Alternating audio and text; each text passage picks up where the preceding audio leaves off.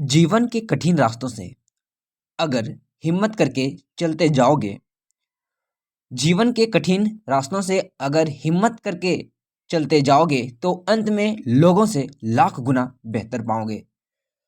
नमस्कार दोस्तों, हिंदी साहित्य लाभ चैनल में आप सभी का स्वागत है।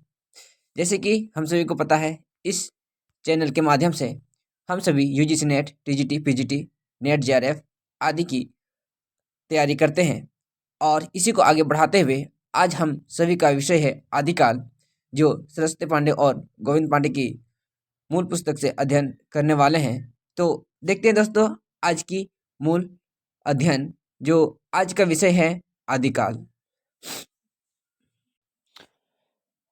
आदिकाल के प्रमुख कथन आज हम सभी देखने वाले हैं। प्रकृति की अंतिम अपभ्रंश अवस्था से ही हिंदी साहित्य का आविर्भाव माना जाता है, मतलब शुरुआत माना जाता है आचार्य रामचंद्र शुक्ल के अनुसार। हिंदी साहित्य का आदिकाल संवतः 1050 से लेकर 1375 तक, अर्थात महाराज भोज के समय से लेकर हमीर देव के समय के कुछ पीछे तक माना जा सकता है। राजाश्रित कवि और चारण जिस प्रकार नीति, श्रृंगार आदि के फुटकल दोहें राजा सभाओं में सुनाया करते थे, मतलब उनके दरबारी में जो सुनाया करते थे, उसी प्रकार अपने आश्रयदाताओं के राजाओं के पराक्रमण पूर्ण चरितों या गाथाओं का वर्णन भी किया करते थे। यही प्रबंध परंपरा रासो के नाम से पाई जाती है, जिसे लक्ष्य करके इस काल को हमने वीरगाथा काल रखा। हमने का मतलब रामचंद्र शुक्ल द्वारा ये कथन कही जा रही है कि उनके द्वारा ये कथन रखी गई है। अपभ्रंश नाम पहले पहल वल्लभी के राजा धारसेन द्वितीय शिलालेख में मिलता है। कहाँ मिलता है? वल्लभी के राजा धारसेन के द्वितीय शिलालेख में हम सभी को मिलता है, जिसमें उसने अपने पिता घोषसेन विक्रम संवत 650 के पहले को संस्कृत, प्राकृत और अपभ्रंश तीनों का कवि कहा है। ये बहुत उपयोगी है। तीनों का कवि यहाँ पर अपने पिताजी को माने। सिद्धों की उद्धृत रचनाओं की भाषा देश भाषा मिश्रित अपभ्रंश या पुरानी हिंदी की काव्य भाषा है। कौन सी है? अपभ्रंश या पुरानी हिंदी की ही काव्य भाषा है। पुरानी हिंदी की व्यापक काव्य भाषा का ढांचा शौरसेनी प्रस्तुत अपभ्रंश अर्थात ब्रज भाषा और खड़ी बोली पश्चिमी हिंदी का था। कहाँ का था?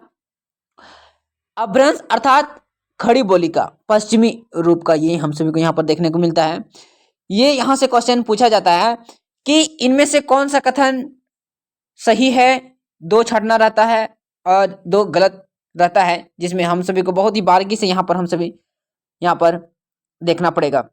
आगे है आध्यात्मिक रंग के चश्मे आजकल बहुत सस्ते हो गए हैं, उन्हें चढ़ाकर तो कुछ लोगों ने गीत गोविंद के पदों को आध्यात्मिक संकेत बताया है, वैसे ही विद्यापति के इन पदों को। ये कोटेशन कईयों बार एग्जाम में पूछा गया है, क्योंकि ये कथन पूछा जाता है कि ये कथन किसका है या किनके द्वारा कही गई है। आगे महत्वपूर्ण पंक्तियां हम सभी देखने वाले हैं। जो जीर्ण सासण भसियों सो भय कणहु सारू, जो पलय सय भाव कस करी सो सरी पाऊं पारू। ये कथन देवसेन की श्रवकाचार्य द्वारा ली गई है, जो इंपॉर्टेंट है।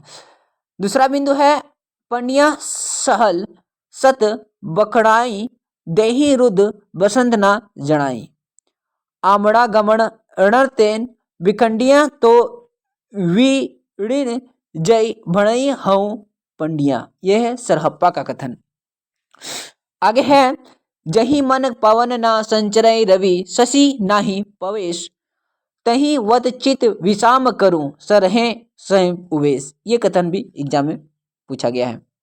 घोर अंधारे चंदमणि जिमी उंजियों करें, परम महासुए ऐसु करें दुर्ये अशेष हरई। ये भी क्वेश्चन पूछा गया है।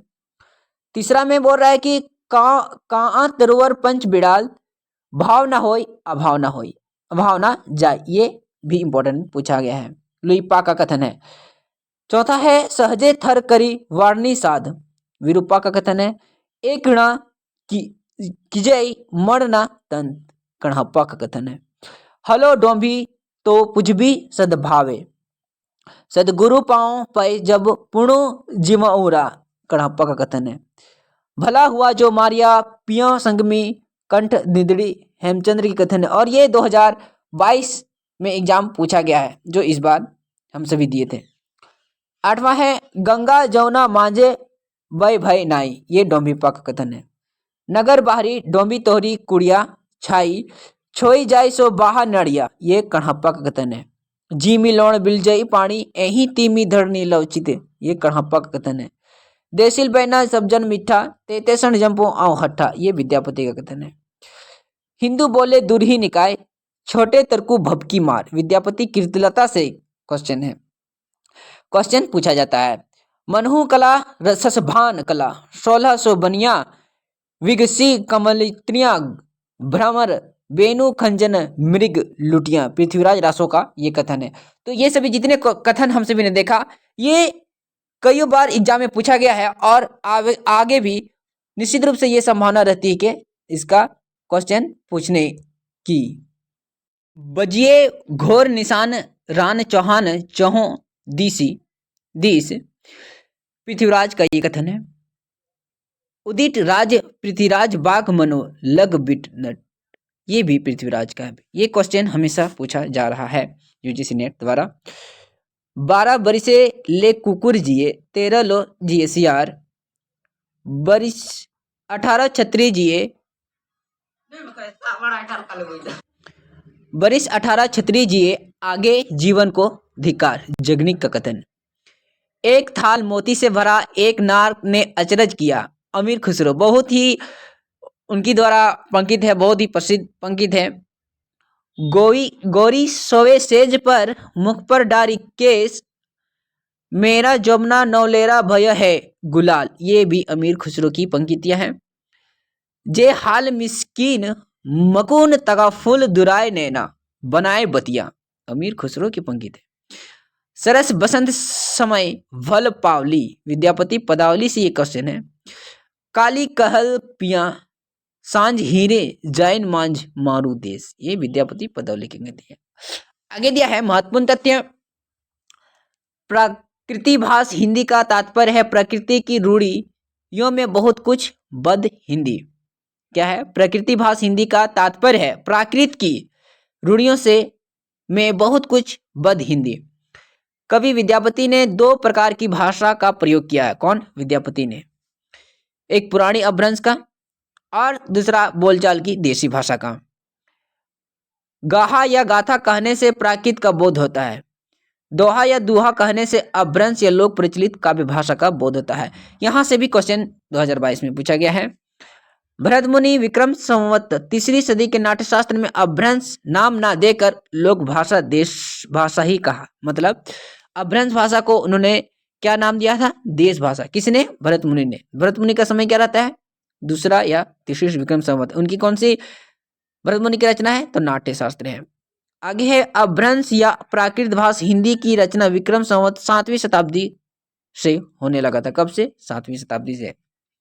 अब 84 सिद्धों में जो 84 सिद्ध हैं उनके बारे में पढ़ने वाले हैं। पहला है लुइप्पा, लिलप्पा, विरूप्पा, डोंभिप्पा, सबरप्पा, सरहप्पा, ककणिल्पा, शूद्र, मिनप्पा, गोरछप्पा, चंगरिप्पा, विणप्पा, शांतिकप्पा, तंदिप्पा, चमरिप्पा, खड़गप्पा, नागार्जुन, कणहप्पा, कर्णरिप्पा, धनप्पा, नारोप्पा, शालिप्पा, तिलोप्पा, ब्राह्मण, क्षत्रिय, भद्रप्पा, दोंगधिप्पा, अजुगिप्पा, कलप्पा, धोम्बिप्पा, कणगप्पा, कमरिप्पा, डोंभिप्पा, बदेप्पा, तदिप्पा, कुकुरिप्पा, अजिम्पा, कणप्पा, नल्हिप्पा, भुजगिप्पा इत्यादि। और भी यहाँ पर हम सभी इस प्रकार के 84 टोटल सिद्धि जो यहाँ पर अपना प्रमुख परिचय और नाम देने की कोशिश करते हैं। तो यहाँ पर हम सभी ने देखा सिद्धों की जो संख्या थी टोटल 84 थी। इसमें से सबसे इंपॉर्टेंट है वो स्त्री जो इसमें थी वो उनका ज़्यादा इंपॉर्टेंट है और वो है लक्ष्मीकारा जो पूछा जाता है। आगे है सिद्धों में सबसे पुराने सरहा सरोज वज्र की भी नाम आता है। कौन है? सरोज वज्र। महासुखवाद का प्रवर्तन वज्रयान शाखा में हुआ है। महासुख का अर्थ है आनंद स्वरूप ईश्वर तत्व। प्रज्ञा और उपाय के योग में से इस महासुख दशा की प्राप्ति मानी गई है। गोरखनाथ का नाथ पंथ मूल रूप से वज्रयान शाखा का ही रूप है। क्या है? गोरखनाथ का जो नाथ पंथ है वो कहाँ से मूल रूप से निकला हुआ रूप है? वो वज्रयान शाखा से। गोरखनाथ ने पतंजलि के उच्च लक्ष्य या ईश्वर तत्व प्राप्ति को लेकर हठ योग का प्रवर्तन किया। किसने किया? गोरखनाथ ने। वज्रयानी सिद्धों का लीला क्षेत्र भारत का पूर्वी भाग था। कौन सा भाग? पूर्वी भाग था। किसका? वज्रयान सिद्धों का। गोरखनाथ ने अपने ग्रंथ का प्रचार देश के पश्चिमी भागों में विशेषकर राजपूताने और पंजाब में किया। किधर किया? पश्चिमी भागों में, पंजाब में। नाथों की संख्या 9 माने गई। कितनी? 9 पूछा जाता है। लोग इन्हें नवनाथ भी कहते हैं। अब गोरख सिद्धांत संग्रह इनका नाम निम्न क्रम में बताया गया है। 9 जो थे उनका क्रम इस प्रकार है। पहला है नागार्जुन, जड़ भारत, हरिश्चंद्र, सत्यनाथ, भीमनाथ, गोरखनाथ, चरपटनाथ, जलंधर और मलय अर्जुन। ये बहुत ही उपयोगी है और हम सभी ये जो हम देखें ये एग्जाम की दृष्टि से अति उपयोगी सिद्ध होने वाली है, क्योंकि प्रत्येक एग्जाम में यहाँ से क्वेश्चन निश्चित रूप से पूछा जाता है। तो ठीक है दोस्तों, आज के लिए हम सभी का इतना ही था। आगे हम सभी देखने वाले हैं अभ्रंश साहित्य, जो वो भी एग्जाम की दृष्टि से अति उपयोगी रहेगी। तो आप लोग बताइएगा कैसे रहा आज का पाठन, और अगर आपको थोड़ा सा भी इस रीडिंग या पाठन के माध्यम से लाभ पहुंचता है तो लाइक, कमेंट एंड सब्सक्राइब जरूर कर दीजिएगा। धन्यवाद।